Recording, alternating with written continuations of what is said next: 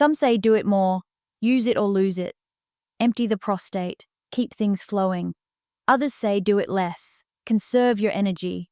Too much makes the problem worse. You've read both. You've heard both.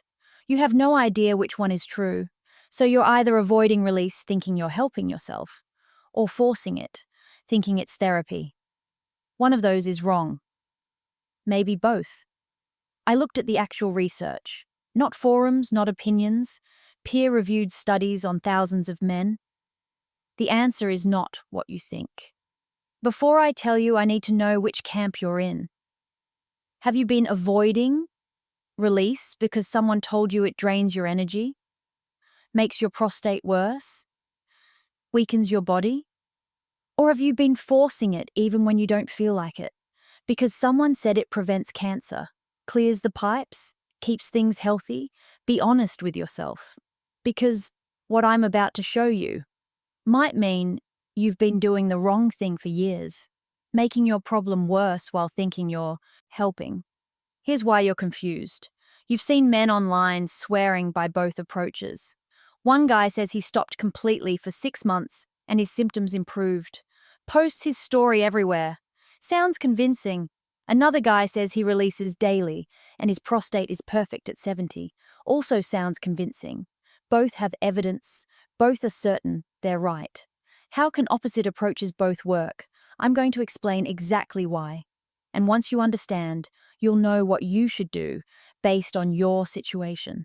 But first, you need to understand what the research actually measured, because most people citing these studies didn't read past the headline, and the headline is misleading. The study everyone talks about, Harvard, 30,000 men, 18 years of data. The finding: men who released 21 times or more per month had roughly 20% lower risk of prostate cancer. 21 times. That's almost daily. When this study came out, headlines everywhere said release, more, prevent cancer. Men started forcing it thinking they were protecting themselves. But here's what the headlines didn't say. This study measured cancer risk, not prostate size, not urinary symptoms, not erection quality, not how you feel day to day. Cancer and enlargement are completely different problems. You can have zero cancer and a prostate the size of a lemon crushing your bladder. This study says nothing about that. Second study, Journal of Urology, men with existing BPH, enlarged prostates with symptoms. They measured whether release frequency affected symptom severity. The finding: no significant correlation. Men who released frequently had the same symptoms as men who released rarely. The prostate didn't care either way. More release didn't help. Less release didn't hurt. For men who already have enlarged prostates, frequency didn't matter. So if the Harvard study made you think more is better, this study says not so fast. Third study, men with prostatitis, inflamed, prostates, pain, burning, discomfort. This is where it gets interesting. These men reported that release often made symptoms worse, temporarily, more urgency, more burning, more discomfort for hours afterward. But they also reported that avoiding release for too long made symptoms worse. Pressure buildup, congestion, different kind of discomfort, too much hurt, too little hurt, damned if you do, damned if you don't. So, which is it? Here's what the research actually tells us when you put it all together. For cancer prevention, frequent release appears protective. The data is solid. For prostate symptoms, frequency doesn't matter much. What matters is the inflammation itself. For active inflammation, extremes in either direction make things worse. Too much irritates, too little congests. But here's the insight that changes everything. Frequency is not the main variable. You're arguing about how often to drive your car while the engine is failing. The engine is the problem, not the driving schedule. The health of your prostate tissue is what matters.